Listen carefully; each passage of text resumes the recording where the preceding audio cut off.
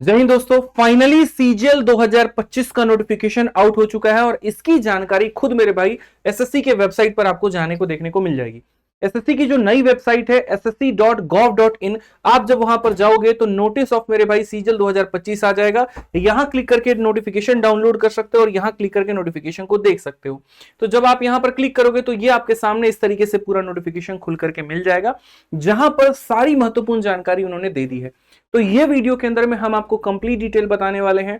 Form का मेरे भाई डेट हो गया, सारी जानकारी हम आपको बताने वाले हैं। वेंडर के बारे में भी बताने वाले हैं। तो वीडियो को शुरू से लेकर के अंत तक देखिएगा और कोई भी अगर डाउट होगा तो एंड में कमेंट बॉक्स में मेरे भाई आप वहां पर कमेंट कर दीजिएगा। ठीक है, तो सबसे पहले अगर हम इस नोटिफिकेशन की बात करें तो मेरे भाई यहां पर देखो, ये नोटिफिकेशन अभी तुरंत यहां पर आया है, वेबसाइट पर आपको देखने को मिलेगा। और इस वीडियो के अंदर में हम यहां पर क्या क्या कवर करने वाले हैं, तो सबसे पहले वैकेंसी का पूरा पूरा डिटेल, कितनी वैकेंसी है, कौन कौन से वो महत्वपूर्ण डेट है, एप्लीकेशन का फीस यहां पर कितना है, फॉर्म का मतलब कहीं ना कहीं, इस फॉर्म को भरने के लिए क्या क्या एसेंशियल क्वालिफिकेशन होनी चाहिए, उसके बाद में यहां पर क्या एज लिमिट होनी चाहिए, किन किन कैटेगरी में मेरे भाई कितना एज रिलैक्सेशन आपको मिलेगा। ठीक है, फिर उसके बाद में एक स्पेशल चर्चा भी है ओटीआर और आधार बेस्ड ऑथेंटिफिकेशन के ऊपर में। नेक्स्ट अगर हम बात करें तो रिजर्वेशन के ऊपर में भी काफी बढ़िया तरीके से हमने कवर किया और एक चर्चा उसके ऊपर में भी होगी। साथ में आप टाइम स्टैम्प पर भी क्लिक करके अलग अलग पार्ट में आप उस भाग को देख सकते हो। ठीक है, तो आप टाइम स्टैम्प पर भी देख लेना। ठीक, एग्जामिनेशन का स्कीम क्या है, क्या पेपर का पैटर्न बदला है या वहीं पर है, ये बहुत जरूरी है। उसके बाद में सिलेबस क्या पढ़ के जाना है, क्या छोड़ के जाना है, स्किल टेस्ट के बारे में सारी महत्वपूर्ण जानकारी, और लास्ट में कितना नंबर चाहिए होगा कि आप यहां पर क्वालिफाई करें, यानी ये कट ऑफ एनालिसिस बहुत जरूरी है। तो ये सारी बातें बच्चों हम लोग कवर करेंगे बहुत तरीके से। सबसे पहले बात करते हैं वैकेंसी को लेकर के। तो देखिए 2022 से अगर आप यहां पर कवर करते आए तो 2022 में 36,000 के करीब में, कितने करीब में मेरे भाई, लगभग 36,000 के करीब में ये वैकेंसी थी। और 2023 में आते आते ये वैकेंसी जस्ट अपनी एक चौथाई हो गई, 8,415 वैकेंसी। 2024 में मेरे भाई 18,234 वैकेंसी थी और 2025 में अभी जो रिपोर्ट हुई है वो 14,582 है। हालांकि इस वैकेंसी के बढ़ने की भी उम्मीद है, लोगों को ये टेंटेटिव नजर आ रहा है, बट ये 17-18 हजार तक ये जा सकता है। तो एक बार इस बार वैकेंसी थोड़ी ज्यादा है। अगर हम बात करें 8,000-9,000 के मुकाबले, तो लोग क्या हो सकते हैं, जैसे कि पिछली बार भी आपने देखा था जब ये वैकेंसी आई थी, काफी ऐसे लोग थे जो यूपीएससी की, बैंकिंग की और अदर एग्जाम्स की तैयारी कर रहे थे, वो एसएससी में मूव कर गए, जिसके कारण कंपटीशन थोड़ा बढ़ा। तो इस बार भी ये आपको देखने को मिल सकता है। इसलिए अपने तैयारी को शुरू से ही बहुत सतर्क रखें, सावधान रखें और बेहतर रखें, ताकि इस बार आपको मेरे भाई जो है सिलेक्शन मिल जाए। कोशिश है कि ये वैकेंसी और बढ़ जाए और जितना बढ़ेगा आपके लिए उतना ज्यादा मेरे भाई यहाँ पर फायदा है। बात करते हैं फॉर्म को लेकर के कि फॉर्म आप कब से लेकर के कब तक भर सकते हैं। तो फॉर्म भरने का जो डेट है वो 9 जून से है। अंतिम जो डेट है वो मेरे भाई यहाँ पर 4 जुलाई है। कुल मिलाकर के 25 दिन के करीब में आपको मिलता है फॉर्म भरने का, एक महीने का समय नहीं है। तो इतना आप वेट ना करें अंत तक का कि हम एंड में भरेंगे। बाद में क्या होता है, वेबसाइट काम नहीं करती है, थोड़ी सी प्रॉब्लम हो जाती है और बहुत सारे बच्चे फॉर्म नहीं भर पाते हैं, सोचते हैं दोबारा से एसएससी डेट देगी, दोबारा से एसएससी डेट नहीं देती है। वो एक बार 36,000 जब वैकेंसी आई थी तो 1-2 दिन का शायद एक्सटेंशन मिला था, लेकिन उसके बाद ऐसा देखने को नहीं मिलता है। अगर फॉर्म में आपने कोई गलती कर दी है तो 9 जुलाई से लेकर के 11 जुलाई तक मेरे भाई आप यहां पर उस गलती को सही कर सकते हैं। वो एक स्पेशल विंडो खुलेगा, उसमें आप जाकर के करेक्शन कर लीजिएगा। ठीक है, बात करें पेपर के डेट को लेकर के कि सर पेपर कब होगा, तो चूंकि सीजीएल में 2 पेपर होते हैं, टीयर 1 और एक होता है मेंस। यहां पर टीयर 1 जो होगा मेरे भाई वहां पर 13 अगस्त से लेकर के 30 अगस्त तक होगा, और मेंस जो होगा 3 महीने के बाद में यानी दिसंबर में होगा। तो अच्छा खासा बच्चों को इस बार मेंस का तैयारी करने का मौका मिला है, जो कि जनरली 2022 और 2023 के पेपर में देखने को नहीं मिला। 24 वाले में मेंस का अच्छा खासा समय मिला था, बच्चों ने उसका फायदा उठाया और आपको कट ऑफ भी देखने को मिला, कितना अच्छा गया था। ऐसे ही यहां पर इस बार भी अच्छा खासा टाइम मिला है तो कट ऑफ ज्यादा जाएगा। तो इसकी तैयारी कैसे होगी, क्या होगी, वो भी हम वीडियो के एंड में बताएंगे। बात करते हैं इस फॉर्म के फीस को लेकर के। तो यहां पर क्या है, आप जनरल से हैं, ओबीसी हैं या ईडब्ल्यूएस है, 100 रुपए का फॉर्म लगेगा। एससी एसटी या फिजिकली हैंडीकैप्ड है तो कोई पैसा नहीं लगेगा। और किसी भी कैटेगरी की अगर आप महिला है, फीमेल कैंडिडेट है, तो कोई पैसा आपका नहीं लगेगा। ये एक बहुत बढ़िया बात है यहाँ पर कि एसएससी का इतना बड़ा मतलब क्रेज, इतना बड़ा पद, लेकिन फॉर्म की फीस मात्र 100 रुपए। वहीं आप बैंकिंग में चले जाओ तो अच्छा खासा वहां पर फॉर्म भरने का वो पैसा लेते हैं। इनफैक्ट रेलवे में भी मेरे भाई 450-500 रुपए लेते हैं, बेशक बाद में वापस कर दें, लेकिन शुरू में उतना पैसा वो ले रहे होते हैं। क्वालिफिकेशन की बात करें तो इन्होंने जो डेट माना है वो 1 जनवरी नहीं, 1 अगस्त 2025 को एक रेफरेंस डेट माना है, और इसके आधार पर वो आपकी उम्र की कैलकुलेशन करेंगे। क्वालिफिकेशन में अगर देखो दो पद होते हैं, एक जेएसओ का होता है और एक बाकी सारे पद होते हैं। डबल ए की इस बार वैकेंसी नहीं है, ठीक है, तो डबल ए की हम अलग से चर्चा नहीं करेंगे। जेएसओ एक स्पेशल पद होता है, जूनियर स्टैटिकल ऑफिसर। अगर हम इसमें बात करें मेरे भाई यहां पर, तो देखो आपको इसमें बैचलर डिग्री चाहिए किसी भी सब्जेक्ट में जिसमें 60% मार्क्स आपका मैथमेटिक्स में हो 12th लेवल में, या फिर स्टैटिस्टिक्स आपका एक पेपर होना चाहिए डिग्री में, तब आप इस पद के लिए एलिजिबल हैं। बहुत ऐसे बच्चे हैं शुरू में वहां पर जेएसओ में जाकर के टिक कर देते हैं, और बाद में जब उनका वहां पर नंबर आ जाता है तो डॉक्यूमेंट वेरिफिकेशन में उनको छांट दिया जाता है। क्यों? क्योंकि उनके पास 12th में मैथ सब्जेक्ट नहीं था जिसमें 60% से ऊपर स्कोर किया हो, या ग्रेजुएशन में स्टैटिस्टिक्स का पेपर नहीं था। तो ये मत करना, फालतू का सीट मत खराब करना किसी और के लिए। अगर एलिजिबल नहीं हो तो वहां पर यस मत भरना, बस मेरा इतना कहना है, ठीक है। स्टैटिकल इन्विजिलेटर ग्रेड 2 के लिए क्या चाहिए? तो बैचलर डिग्री चाहिए किसी भी सब्जेक्ट में जहां स्टैटिस्टिक्स एक सब्जेक्ट रहा हो, मतलब तुमने ग्रेजुएशन किया हो, स्टैटिस्टिक्स एक पेपर हो कभी भी, ठीक है। और कहा है the candidate must have studied statistics as a subject in all the 3 year और all the 6 semester of the graduation course. ये मेरे भाई बहुत जरूरी है। और बाकी सभी पदों के लिए नॉर्मल ग्रेजुएशन चाहिए किसी भी यूनिवर्सिटी से, अच्छा यूनिवर्सिटी हो, रिकॉग्नाइज्ड हो, चाहे तुम बीटेक हो या तुमने ग्रेजुएशन किया, फर्क नहीं पड़ता, आप सीजीएल का पेपर मेरे भाई यहां पर दे सकते हैं। एज को लेकर के सबसे ज्यादा बच्चों में चर्चा होती है, सबसे ज्यादा यहां पर कैलकुलेशंस होते हैं, क्या होगा कैसे होगा। तो देखो जो पद मेरे भाई 28 से 27 साल के लिए है, उसमें जो कैंडिडेट है मेरे भाई 2 अगस्त 1998 से 1 अगस्त 2007 के बीच में इसका जन्म होना चाहिए। बिटवीन का मतलब इसके बीच में अगर हम बात करें। वैसे ही जिसमें 20 से 30 साल की रिक्वायरमेंट है वो आपके लिए ये डेट होना चाहिए, 18 से 30 है तो आपके लिए ये डेट होना चाहिए, और 18 से 32 है तो अगर आपके पास में ये डेट के बीच में आपका जन्म होना चाहिए मेरे भाई, ठीक है। अगर हम बात करें यहां पर तो क्या रिलैक्सेशन मिलेगा? तो बिल्कुल हर बार अलग अलग कैटेगरी को लेकर के रिलैक्सेशन होता है। जैसे कि कुछ महत्वपूर्ण कैटेगरी SC ST है, इनको इसके अलावा जैसे मानो कोई बच्चा है 27 साल का हो गया, लेकिन अगर वो SC ST में है तो उसमें 5 साल आप और जोड़ दीजिए, यानी उतने साल आगे तक का वो और पेपर दे सकता है। ओबीसी वालों को 3 साल का रिलैक्सेशन मिलता है और एक्स सर्विस वन वालों को 3 साल का रिलैक्सेशन मिलता है। तो अगर आप इन कैटेगरीज में आते हैं तो आप एज रिलैक्सेशन का ये फायदा उठा सकते हैं, ठीक है। फॉर्म को कैसे अप्लाई करना है? तो फॉर्म का जो नया वेबसाइट है आपका ssc.gov.in, आप यहां से कर सकते हैं, या फिर मेरे भाई यहां पर माई एसएससी नाम का एक मोबाइल एप्लीकेशन है, आप वहां से भी इसको अप्लाई कर सकते हैं। हालांकि कोशिश करिए वेबसाइट से ही भरने को, ठीक है, यहीं से आपका सही रहेगा। ओटीआर भी अगर आपने नहीं किया तो आप ओटीआर भी यहीं से कर लीजिएगा। साफ तौर पर यहां पर लिखा गया है मेरे भाई, ठीक है, available on the website of the commission sample pro forma of OTR, यानी one time registration online application are attach, और इस अनेक्शन में अटैच है, तो आप जाकर के यहीं से भरना। अगर हम बात करें फॉर्म को अप्लाई कैसे करना है, प्रोसेस मेरे भाई यहां पर क्या है? तो process of filling online application for the examination consist 2 part. पहले तुम्हें OTR करना पड़ेगा, जितने बच्चे हैं जो पहली बार SSC का फॉर्म भर रहे हैं उनको वन टाइम रजिस्ट्रेशन करना होगा, ये सिर्फ एक बार होता है, आप उसको कर लेते हैं, उसके बाद में SSC के आ रहे हर फॉर्म को आप मेरे भाई बड़े आसानी से भर सकते हैं। OTR सिर्फ एक बार करना होता है, उसके बाद आप CGL CHSL इनमें OTR करने की जरूरत नहीं पड़ेगी, फिर आप सीधा सीधा इनका फॉर्म भरो, बस बात खत्म यहाँ पे। तो पहले OTR करना पड़ेगा और ये करना पड़ेगा। हालांकि जिन्होंने पहले से OTR कर रखा है उनके लिए दिक्कत की कोई बात नहीं है। तो अगर हम OTR की बात करें तो OTR के लिए बहुत अच्छे तरीके से इंस्ट्रक्शन दिया गया है, इसको बढ़िया से समझना और जानना। Please read the instruction given in the notice of the examination carefully before filling the form. और वो ये है, आधार बेस्ड ऑथेंटिकेशन जो है इंप्लीमेंट कर दिया गया है। करंट एग्जामिनेशन में सारे के सारे कैंडिडेट को अपना आधार ऑथेंटिकेट करना है, नंबर डाल करके यहाँ पर, और OTR करना है। OTR करने के बाद में तब मेरे भाई तुम अपना फॉर्म भर पाओगे। OTR क्या है इसके ऊपर में डिटेल में प्रशांत सर ने एक वीडियो बना रखी है, आप सर्च करोगे OTR बाय प्रशांत सोलंकी सर तो आपको मिल जाएगा। आधार बेस्ड ऑथेंटिफिकेशन के ऊपर में भी उन्होंने वीडियो बना रखी है, तो आधार बेस्ड ऑथेंटिफिकेशन बाय प्रशांत सोलंकी सर आप सर्च करोगे तो मिल जाएगा। ये दोनों बातें आपको बढ़िया तरीके से जानने को मिल जाएंगी। फॉर्म को अप्लाई करते वक्त में आपको ये 2 बातों का मेरे भाई यहां ध्यान रखना है। उसके बाद में जब आप फॉर्म में मेरे भाई अप्लाई करते हो तो जो फोटोग्राफ होती है वो बहुत अच्छे तरीके से क्लियर फॉर्मेट में लेना, और उसका एक रेंज है कि जो फोटो होगी वो 10 से 20 KB के बीच में होनी चाहिए, और ये उसकी डायमेंशन होनी चाहिए। कई बच्चों का फोटोग्राफ के चक्कर में मेरे भाई जो फॉर्म है वो रिजेक्ट हो जाता है, तो कृपया करके ऐसी गलती मत करना यहाँ पर, और इस बात का ध्यान रखना, ठीक है। साथ में मेरे भाई यहाँ पर आपको ये ध्यान रखना है, जो बहुत ही जरूरी बात है और स्पष्ट भाषा में समझने की जरूरत है। यहाँ थोड़ा वीडियो को तुम लोग 1x पे करके मेरी बात को सुनो। कहा गया मेरे भाई जितने भी कैंडिडेट फॉर्म भर रहे हैं उनका जो वन टाइम रजिस्ट्रेशन होना चाहिए वो नए वाले वेबसाइट पर होना चाहिए, ssc.gov.in। ठीक है, ये बहुत जरूरी है आपको नया OTR जनरेट करने के लिए। अगर किसी ने मेरे भाई यहाँ पुराने वाले वेबसाइट पर किया है जो कि ssc.nic.in है तो उसको फंक्शनेबल नहीं माना जाएगा। असल में क्या हुआ, एसएससी ने अभी एक नई वेबसाइट बनाई है तो पुराने वाले का डेटा उसको इंपोर्ट नहीं कर पाई है, वो इंपोर्ट नहीं कर पाई है तो वो ये चाहती है कि नए वाले वेबसाइट के ऊपर में सारे बच्चे दोबारा से OTR कर लें बढ़िया तरीके से और इसी के ऊपर में फॉर्म भरे और इसको पूरी तरीके से वेबसाइट को बाद में बंद कर दिया जाए।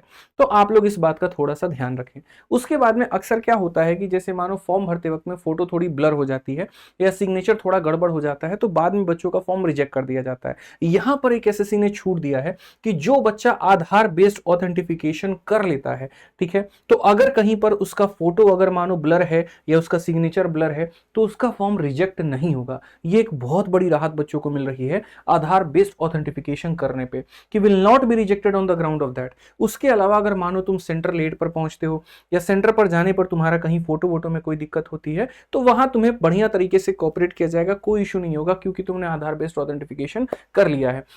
आप पढ़ सकते हैं such candidate will not be required to produce their recent colour photograph. आपको वहां जाकर के अपना कलरफुल फोटो दिखाने की जरूरत नहीं है अगर आपने आधार बेस्ड ऑथेंटिफिकेशन किया है, या कोई original valid photo identity proof दिखाने की जरूरत नहीं है और आपका समय बच जाएगा, आप आराम से अपना जाकर के पेपर दे पाएंगे। तो ये एक आधार बेस्ड ऑथेंटिफिकेशन करने का सबसे बड़ा फायदा है। तो नए वेबसाइट पर OTR भी कर लेना और नए वाले पर आधार बेस्ड ऑथेंटिफिकेशन ये भी कर लेना। जो तुम्हारा लाइव फोटोग्राफ होगा ना जब तुम उसको अपलोड कर रहे होगे तो उस केस में मेरे भाई ध्यान रखना कि किसी भी तरीके से सर पे टोपी आंखों में चश्मा ऐसा कुछ ना हो, नॉर्मल वे में हंसते मुस्कुराते एक बढ़िया सा अपना फोटो देना। फोटो खींचते वक्त में फोटो जब तुम स्नैप ले रहे होगे तो दोनों कान तुम्हारे दिखने चाहिए, फोटो एकदम सीधी आकार में होनी चाहिए, आंख में कोई चश्मा नहीं होना चाहिए, पर्याप्त रोशनी में फोटो ली गई हो और किसी तरीके से फोटो ब्लर ना हो। फोटो में अगर हम बात करें तो इस तरह के डिजाइनदार फोटो एक्सेप्टेबल नहीं है, खाली चेहरा दिख रहा है, खाली यहाँ पर ऐसा दिख रहा है ऐसा दिख रहा है, बिल्कुल नहीं। एक डिसेंट सा फोटो जहां पर पीछे अगर लाइट है तो शर्ट डार्क हो और पीछे डार्क है तो शर्ट लाइट हो और दोनों कान दिख रहे हो, कोई चश्मा ना हो, इस तरीके का मेरे भाई डिसेंट वे में। दाढ़ी वाड़ी रहे तो भी कोई टेंशन नहीं है, उसके लिए एसएससी नहीं बोलती है कि पूरा तुम यहाँ पर हटवा करके फोटो लो, ऐसा बिल्कुल नहीं। हाँ बस चश्मा मत पहनना, ठीक है। अगर हम यहाँ डॉक्यूमेंट की बात करें जिसके आधार पर आप एज रिलैक्सेशन लेते हैं या फिर कट ऑफ में थोड़ा आपको रिलैक्सेशन मिलता है जैसे कि ओबीसी का, SC ST का या EWS का, तो ये जो डॉक्यूमेंट है कोशिश करो कि इस डेट के फॉर्म के एंड होने के पहले बनवा लो। कभी भी कोई भी डॉक्यूमेंट जो होता है फॉर्म के एंड डेट के पहले बनवाया जाता है, जैसे कि 4 जुलाई 2025 के पहले। इसके पहले का बनवाओगे तो ये मान्यता प्राप्त है, बेहतर है, इसमें कहीं पर कोई दिक्कत नहीं आएगा। लेकिन किसी कारणवश अगर ऐसा हो जाता है कि तुम्हारे डॉक्यूमेंट उसके बाद में बनते हैं, क्रूशियल डेट के बाद में बनते हैं, तो रिजेक्ट नहीं करते हैं लेकिन उसको प्रोविजनल यानी होल्ड पर डाल देते हैं, चेक करते हैं, सेटिस्फाई करते हैं, वेरीफाई करते हैं, तब उसके बाद में एंटर करते हैं। क्योंकि कई बार ऐसा होगा, अब जैसे मानो किसी बच्चे ने आज तक फॉर्म का नहीं बनवाया होगा, SC ST का डॉक्यूमेंट नहीं होगा, वो अप्लाई करेगा और अप्लाई करने के बाद में वहां पर जाएगा तो क्या पता 1.5 महीने के बाद में उसका है। तो फॉर्म भरते वक्त में तुमको डॉक्यूमेंट कहीं पर अपलोड नहीं करना, फॉर्म भरते वक्त में खाली बताना तुम किस कैटेगरी के हो। डॉक्यूमेंट वेरिफिकेशन में यहाँ पर जांच पड़ताल होती है। अच्छा, इसका कई लोग ऐसे फायदा उठा लेते हैं कि शुरू में सोचते हैं कि हम SC ST के नाम पे भर देंगे, हम OBC के नाम पर भर देंगे, और डॉक्यूमेंट वेरिफिकेशन में अगर मानो हम OBC का सर्टिफिकेट नहीं दिखाएंगे तो हमको जनरल में जो है काउंट कर लिया जाएगा। अरे बेवकूफ़, एक बात बताओ, ऐसे तो मैं SC ST का मेरे भाई नाम पर भर दूं मैं, ठीक है, और कट ऑफ जो प्री का मैं क्वालिफाई करूंगा वो SC ST के नाम पे, प्री का जो कट ऑफ के बाद मेंस का कट ऑफ आएगा वो SC ST के नाम पे, और जाकर के बाद में बोलेंगे नहीं हमको जनरल में डाल दीजिए। पॉसिबल है? नहीं है मेरे भाई। यहाँ पर तो सीधा वैसे केस में आपको यहाँ पर रिजेक्ट ही मार दिया जाएगा, इस बात को ध्यान रखिए, ठीक है। तो ये बिल्कुल भी उचित नहीं रहेगा और हो सकता है आपके ऊपर में दिक्कत भी आ जाए, तो ये काम मत करना। जिस कैटेगरी के हो उसी कैटेगरी का फॉर्म भरना, ठीक है, और उसी कैटेगरी के आधार पर मेरे भाई जो है अपना पेपर देना। तो आगे बात करें मेरे भाई परीक्षा के स्कीम को लेकर के, तो बेसिकली अगर आप देखोगे तो सीजीएल में 2 बार आपको पेपर देना होता है, एक टीयर 1 होता है और एक टीयर 2 होता है। टीयर 1 जो होता है वो 200 नंबर का होता है, 1 घंटे में देना होता है और वो क्वालिफाइंग होता है, और टीयर 2 जो होता है वो 390 नंबर का होता है, 2 घंटे में देना होता है और इसके ऊपर में मेरिट बनती है। इसके साथ में कंप्यूटर का भी पेपर होता है, 15 मिनट में देना होता है, लेकिन ये क्वालिफाइंग है। और अगर हम डाटा एंट्री स्पीड टेस्ट की बात करें टाइपिंग की, तो वो भी क्वालिफाइंग होता है, मेरिट सिर्फ और सिर्फ इस 390 नंबर पर बनता है। तो पेपर के स्कीम में कहीं पर कोई बदलाव देखने को नहीं मिला है। जैसे 2024 में था वैसे ही 2025 में भी है। अगर हम टीयर 1 की बात करें तो टीयर 1 में आपके ये 4 विषय हो जाते हैं, रीजनिंग, जीएस, मैथ्स और इंग्लिश, जहां पर सबके 25-25 सवाल होते हैं। हर सवाल का 2 नंबर होता है, 100 सवाल 200 नंबर, 1 घंटा ऑनलाइन का पेपर। और इसके आधार पर आपका मेरे भाई मेरिट बनता है, इसके आधार पर आपका एक कट ऑफ बनता है। जब आप उसको क्वालिफाई करते हैं तो अगले पड़ाव में जाते हैं। लेकिन इसमें नेगेटिव मार्किंग होता है जो कि 1/4 यानी आधा नंबर कटता है गलत सवाल करने पर आपका। जैसे आप बच्चों इसको क्वालिफाई करते हो उसके बाद में आप मेंस में पहुंचते हो, और मेंस में जब पहुंचोगे तो मेंस में सबसे पहला जो होगा तुम्हारा सेक्शन 1, जिसमें अगर हम बात करें तो मैथ्स और रीजनिंग का पेपर होगा, जहां पर मेरे भाई 30-30 सवाल होंगे 90-90 नंबर के। यहाँ हर सवाल का 3 नंबर होता है, और प्री में हर सवाल 2 नंबर का होता है। प्री में नेगेटिव मार्किंग 1/4 है, तो यहाँ नेगेटिव मार्किंग 1/3 है, ऐसे मान करके चलिए, ठीक है। 90 नंबर का गणित, 90 नंबर का रीजनिंग, इसके लिए मिले आपको 1 घंटा। जैसे ये वाला सेक्शन खत्म होगा फिर उसके बाद में ये चालू होगा। इसमें अंग्रेजी के 45 सवाल और जीएस के 25 सवाल यानी 70 सवाल यहाँ पे। तो ये हो गए आपके कुल मिलाकर के मेरे भाई 210 नंबर का, ठीक है। आप यहाँ देख सकते हैं और ये 210 नंबर का पेपर कितने में, तो 1 घंटे में। कुल मिलाकर के 210 नंबर यहाँ पर, 180 नंबर यहाँ पर, 390 नंबर का आपका फाइनल पेपर हो गया। और ये जो मेरिट बनती है यही 390 नंबर पर बनती है।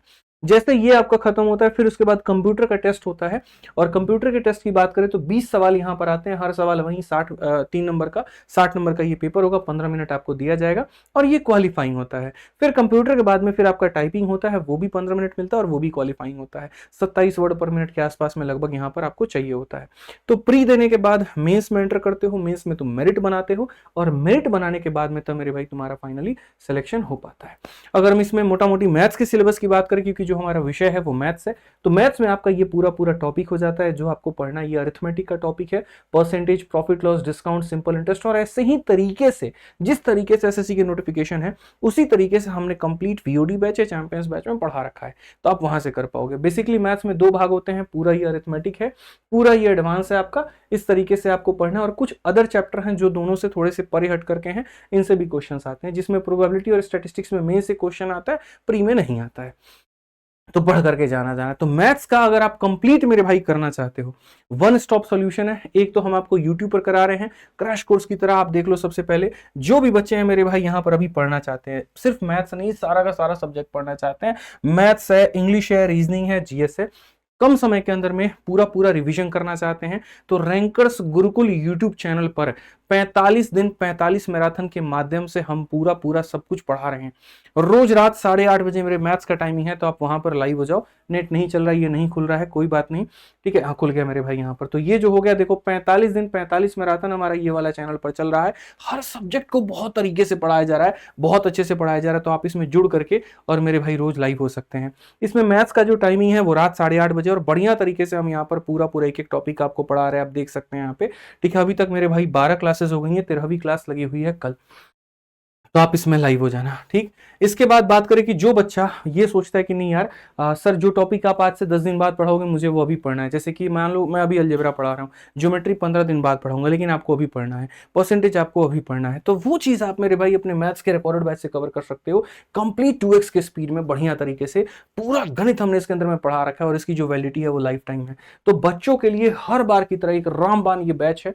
नाम रिकॉर्डेड इसीलिए रखा गया ताकि तुम कम समय के अंदर में अपने हिसाब से अपने सिलेबस को पूरा कर पाओ। इसको अगर एनरोलमेंट लेना है तो आरजी विक्रमजीत एप्लीकेशन में जाकर के ले लेना, और ये बच्चों तुम्हारा इंक्वायरी नंबर है, कहीं पर कोई संपर्क करना होगा तो कर लेना। ये आज लो या कल लो या परसों लो, वैलिडिटी कभी खत्म नहीं होगी, लाइफ टाइम होगी। 500 से ऊपर इसके अंदर में टेस्ट दिए गए हैं, हर चैप्टर को तरीके से पढ़ा करके अप टू डेट क्वेश्चन दिया गया है। प्री प्लस मेंस दोनों में ये फायदेमंद होगा। तो तुम अभी से मैथ्स का अगर वन स्टॉप सॉल्यूशन ढूंढते हो तो ओनली रिकॉर्डेड बैच, और कहां से, तो आरजी विक्रमजीत एप्लीकेशन से, ठीक है। बाकी अगर हम बात करें स्किल टेस्ट को लेकर के, तो स्किल टेस्ट की थोड़ी सी जानकारी आप समझ लीजिए। 15 मिनट का ये आपका टेस्ट होता है, लगभग 2000 वर्ड आपकी डिप्रेशन करने होते हैं, मतलब 2000 ऐसे मान लीजिए कि इतना वर्ड टिपना होता है, ठीक है। और ये जो होता है लगभग सभी पोस्ट के लिए मैंडेटरी होता है। कुछ यहाँ पर पोस्ट मतलब ये क्वालिफाइंग होता है, यहाँ से मान कर चलो DST will be mandatory for all the post, however it will be qualifying in nature. इसके मार्क्स वार्क्स नहीं जुड़ते हैं यहाँ पे, ठीक है। प्री को लेकर के सबसे ज्यादा रहता है कि गुरुजी ये प्री वाला जो कट ऑफ है ना वो कितना जाता है लगभग। तो देखो मेरे भाई 2022 में 36,000 जब पद थे ना, तो यूआर का इतना कट ऑफ था, ओबीसी का 114 था, ईडब्ल्यूएस का 102 था, एससी का इतना था, एसटी का इतना था। उस समय मेरे भाई यहाँ पर लगभग इसका 10 गुना कैंडिडेट यानी 3,60,000 लिया गया था वैकेंसी का। उसके बाद में 2023 में आए मेरे भाई 8,415 पद, तो सीधा कट ऑफ 114 से जम करके 150 चला गया। ओबीसी का इतना, एससी का इतना, मतलब इस तरीके से यहाँ पे, और इसका लगभग आप अगर देख सकते हैं तो 10 गुना से थोड़ा सा कम लिया गया था, 71,000 के करीब में लिया गया था। उसके बाद हम 2024 में बात करें, हमें लगा कि वैकेंसी जो है वो बड़ी है तो कट ऑफ कम होगा, लेकिन कहानी उल्टी पड़ गई और यहाँ कट ऑफ बढ़ गया। आप देखेंगे इसके ऊपर में काफी ज्यादा बवाल भी हुआ था, बहुत ज्यादा यहाँ पर कहीं ना कहीं डिस्क्रिपेंसी सी पेपर में, प्री में भी था, मेंस में भी था, बट ठीक है, उम्मीद करते हैं कि 2025 में ऐसा ना हो। यहाँ पर भी 10 गुना से कम कैंडिडेट लिया गया था। तो ऐसे ही आलम कुछ बार इस बार भी है, और चूंकि पिछली बार से वैकेंसी थोड़ी सी कम है तो कट ऑफ थोड़ी बढ़ने की संभावना है। तो तैयारी बहुत अच्छे तरीके से करते रहिएगा।